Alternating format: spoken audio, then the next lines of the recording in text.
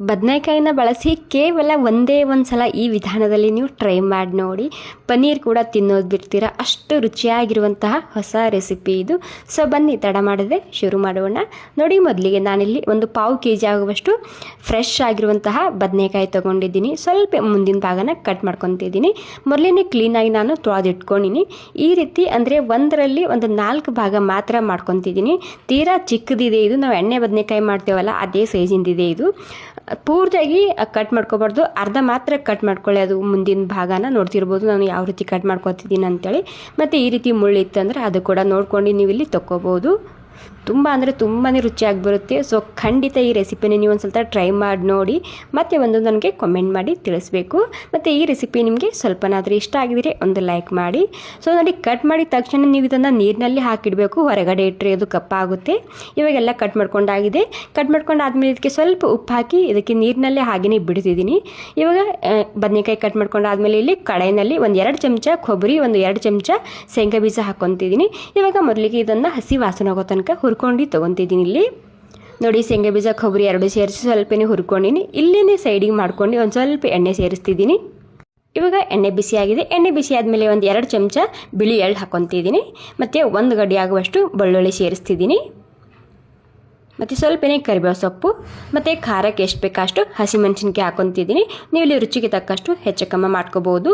ಇದರಲ್ಲಿ ಮೆಣಸಿನ್ಕಾಯಿ ಕ್ವಾಂಟಿಟಿ ಜಾಸ್ತಿ ಇರುತ್ತೆ, ರೆಡ್ ಖಾರದ ಪುಡಿ ಇರೋದಿಲ್ಲ. ಮತ್ತು ಸ್ವಲ್ಪ ಹುಣಸೆ ಹಣ್ಣು ಹಾಕ್ಕೊತಿದ್ದೀನಿ. ಇವಾಗೆಲ್ಲನೂ ಸೇರಿಸಿ ಮತ್ತೆ ಒಂದು ಸ್ವಲ್ಪನೇ ಹಸಿ ವಾಸನೆ ಹೋಗೋ ತನಕ ಇದನ್ನು ಹಾಗೆಯೇ ಹುರ್ಕೊಂಡು ತೊಗೋಬೇಕಾಗುತ್ತೆ. ಜಾಸ್ತಿ ಟೈಮ್ ಏನು ಬೇಕಾಗಲ್ಲ, ಒಂದು 2-3 ನಿಮಿಷದಲ್ಲಿ ಇದೆಲ್ಲ ಮಸಾಲ ತಯಾರು ಮಾಡ್ಕೋಬೋದು. ಸೊ ನೋಡಿ, ಎಲ್ಲ ಸೇರಿಸಿ ಹುರ್ಕೊಂಡಾಗಿದೆ. ಇವಾಗ ಇದು ನಾನು ಮಿಕ್ಸಿಯಲ್ಲಿ ಸೇರಿಸ್ತಿದ್ದೀನಿ. ಮಿಕ್ಸಿಯಲ್ಲಿ ಹಾಗೆಯೇ ಒಂದು 5 ನಿಮಿಷ ತಣ್ಣಗಾಗೋಕೆ ಬಿಟ್ಟಿದ್ದ. ತಣ್ಣಗಾಗಿದೆ. ಇವಾಗ ಇದಕ್ಕೆ ಒಂದು ಅರ್ಧ ಕಪ್ ಆಗುವಷ್ಟು ಕೊತ್ತಂಬರಿ ಸೊಪ್ಪು ಮತ್ತು ಸ್ವಲ್ಪ ನೀರು ಹಾಕ್ಕೊಂಡು ಸ್ಮೂತಾಗಿ ಗಟ್ಟಿಯಾಗಿ ಇದನ್ನು ರುಬ್ಕೊಂಡು ತೊಗೊತಿದ್ದೀನಿ. ನೋಡ್ಕೊಂಡು ನೀರನ್ನ ಹಾಕ್ಕೊಳ್ಳಿ. ಜಾಸ್ತಿ ತಿಳಿ ಕೂಡ ರುಬ್ಕೋಬಾರ್ದು, ಸ್ವಲ್ಪ ಗಟ್ಟಿಯಾಗಿ ಸ್ಮೂತಾಗಿ ರುಬ್ಕೋಬೇಕು. ರುಬ್ಕೊಂಡಾದ್ಮೇಲೆ ಇಲ್ಲಿ ಕಡಾಯಿನಲ್ಲಿ ಸ್ವಲ್ಪ ಎಣ್ಣೆ ಸೇರಿಸ್ತಿದ್ದೀನಿ. ಎಣ್ಣೆ ಬಿಸಿ ಆದಮೇಲೆ ಜೀರಿಗೆ, ಸಾಸಿವೆ ಮತ್ತು ಒಂದು ಸ್ವಲ್ಪ ಹಿಂಗೆ ಸೇರಿಸ್ತಿದ್ದೀನಿ. ಹಿಂಗಿಲ್ಲ ಅಂದರೆ ಸ್ಕಿಪ್ ಕೂಡ ಮಾಡ್ಬೋದು. ಇವಾಗೆಲ್ಲ ಜೀರಿಗೆ, ಸಾಸಿವೆ ಚಟಪಟ ಅಂದಾದಮೇಲೆ ಒಂದು 2-3 ಈರುಳ್ಳಿನ ಉದ್ದುದ್ದಾಗಿ ಕಟ್ ಮಾಡ್ಕೊಂಡು ಸೇರಿಸ್ತಿದ್ದೀನಿ. ಇವಾಗ ಈರುಳ್ಳಿ ಸ್ವಲ್ಪ ಹಸಿ ವಾಸನೆ ಹೋಗಬೇಕಷ್ಟೇ. ಇವಾಗ ನೋಡಿ, ಹಸಿ ವಾಸನೆ ಹೋಗಿದೆ. ಇಷ್ಟಾದರೆ ಸಾಕಾಗುತ್ತೆ. ಈ ಟೈಮ್ನಲ್ಲಿ ನಾನಿಲ್ಲಿ 1-2 ಟೊಮೆಟೊನ ಸೇರಿಸ್ತಿದ್ದೀನಿ. ದೊಡ್ಡದಿತ್ತಂದ್ರೆ ನಾನಿಲ್ಲಿ ಒಂದೇ ತೊಗೊಂಡಿದ್ದೀನಿ. ಸಣ್ಣ ಇದ್ದರೆ ಒಂದು 2 ಹಾಕ್ಕೊಳ್ಳಿ. ಇವಾಗ ರುಚಿಗೆ ತಕ್ಕಷ್ಟು ಉಪ್ಪು ಹಾಕ್ಕೊತಿದ್ದೀನಿ. ಉಪ್ಪನ್ನ ಇಲ್ಲೇ ಹಾಕೋಬೋದು. ಮತ್ತು ಸ್ವಲ್ಪ ಅರಿಶಿನ ಕೂಡ ನಾನಿಲ್ಲಿ ಸೇರಿಸ್ತಿದ್ದೀನಿ. ಇವಾಗ ಏನೇನು ಟೊಮೆಟೊ ಸಾಫ್ಟ್ ಆಗಬೇಕಂತೇನಿಲ್ಲ, ಸ್ವಲ್ಪ ಮಿಕ್ಸ್ ಮಾಡ್ಕೊತಿದ್ದೀನಿ ಅಷ್ಟೇ. ಈ ರೆಸಿಪಿನ ಅನ್ನ, ಚಪಾತಿ, ರೋಟಿ ಎಲ್ಲದಕ್ಕೂ ತುಂಬಾ ರುಚಿಯಾಗಿರುತ್ತೆ ಮತ್ತು ತುಂಬಾ ಸ್ಪೆಷಲ್ ಆಗಿರುವಂತಹ ರೆಸಿಪಿ ಇದು. ನೋಡಿ, ಇವಾಗ ಬದನೆಕಾಯಿ ಸೇರಿಸ್ತಿದ್ದೀನಿ, ನೀರೇನು ಹಾಕ್ತಿಲ್ಲ. ಇವಾಗ ಎಲ್ಲ ಬದನೆಕಾಯಿನ ಇದರಲ್ಲಿ ಹಾಕ್ಕೊಂಡಾಗಿದೆ. ಮತ್ತು ಇವಾಗ ಒಂದು 2 ನಿಮಿಷ ಮಸಾಲ ಜೊತೆ ಇದನ್ನು ಸರಿಯಾಗಿ ಹುರ್ಕೊಂಡು ತಗೋಬೇಕಾಗುತ್ತೆ. ಇವಾಗ ಒಂದು ಸ್ವಲ್ಪ ಸರಿಯಾಗಿ ಇದನ್ನು ಮಿಕ್ಸ್ ಮಾಡ್ಕೊತಿದ್ದೀನಿ. ಮೊದಲಿಗೆ ಮಿಕ್ಸ್ ಮಾಡ್ಕೊಂಡಿದ್ದಕ್ಕೆ ಸ್ಲೋ ಗ್ಯಾಸ್ನಲ್ಲಿ ಒಂದು 2 ನಿಮಿಷ ಹಾಗೆಯೇ ಮುಚ್ಚಿಡ್ತಿದ್ದೀನಿ. ನೀರೇನು ಹಾಕಿಲ್ಲ ನಾನಿಲ್ಲಿ. ಎಣ್ಣೆಯಲ್ಲಿ ಒಂದು ಸ್ವಲ್ಪ ಅಂದರೆ ಹಬೆಯಲ್ಲಿ ಒಂದು 2 ನಿಮಿಷ ಆಗೋ ತನಕ ಮುಚ್ಚಿಟ್ಟಿದ್ದೆ. ಇವಾಗ 2 ನಿಮಿಷ ಆದಮೇಲೆ ಮತ್ತೆ ಒಂದು ಸ್ವಲ್ಪ ಇದನ್ನು ಸರಿಯಾಗಿ ಮಿಕ್ಸ್ ಮಾಡ್ಕೊತಿದ್ದೀನಿ.